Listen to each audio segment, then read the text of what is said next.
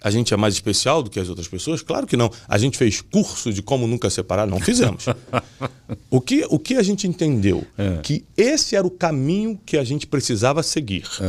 Quando você entende que esse é o caminho que você tem que seguir, seja o financeiro, por exemplo, como eu vim da pobreza, eu nunca quis ser pobre.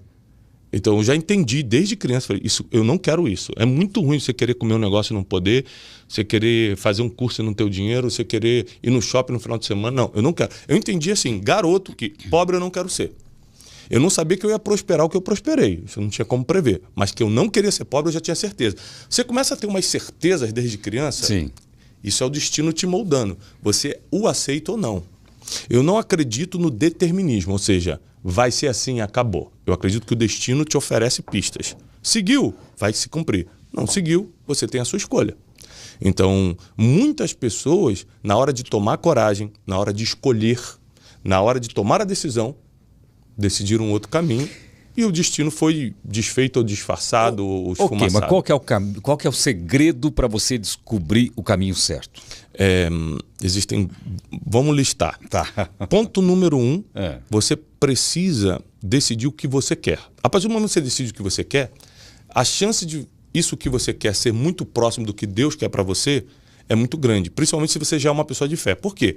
Eu, como já nasci num ambiente de fé, desde criança eu fazia orações do tipo, Senhor, eu quero muito tal coisa, mas não faz como eu quero, seja feita a tua vontade. Você fez essa oração uma vez, Celso. Acabou. Por que acabou? Porque a partir daquele dia que você fez a oração, você pode esquecer a oração, mas Deus não esqueceu o que ouviu. E aí ele começa a fazer a vontade dele. É por isso que tem namoros que acabam, tem amigos que vão embora da tua vida. Deus escuta a conversa que você não estava escutando, tira aquele cara da tua vida. Então isso é livramento, né? São os livramentos divinos, lógico, sim. E fazem parte do nosso destino. Então, chega uma hora que você fala o seguinte, eu quero, na verdade, viver o que está escrito para mim. Você imagina que Jesus, quando chega no Getsemane, agora recorrendo à teologia, Jesus chega no Getsemane, que é horas antes, 12 horas antes de ele ser crucificado. Ele vai sozinho para debaixo de uma árvore de oliveira e faz a seguinte oração. Pai, eu estou angustiado. Eu estou começando a perceber que não é bem isso que eu quero, não.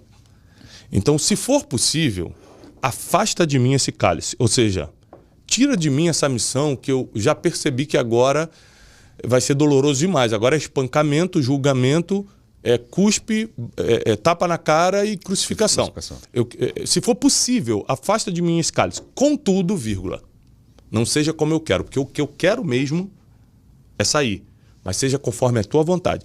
A partir do momento que você faz essa oração, sua vida muda.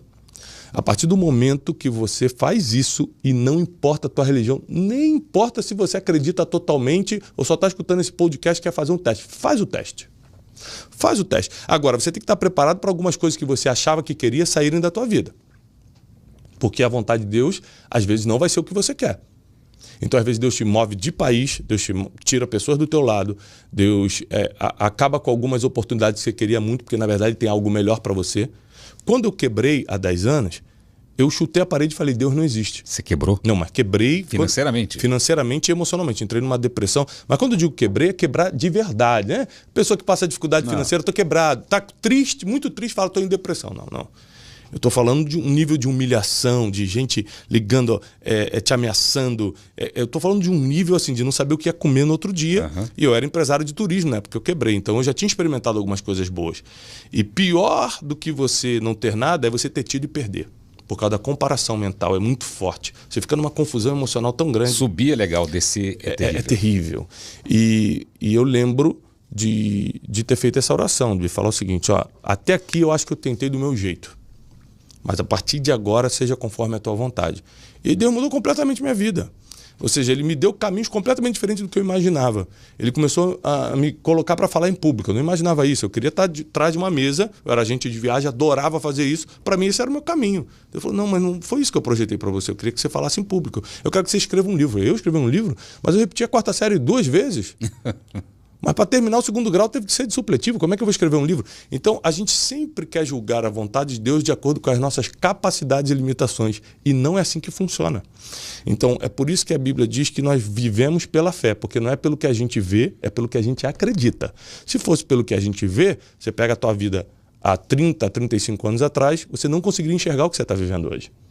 Porque não dá para ver certas coisas, mas você consegue acreditar. Você consegue falar assim, quem sabe? E isso é a fé, a certeza das coisas que você ainda não conseguiu ver.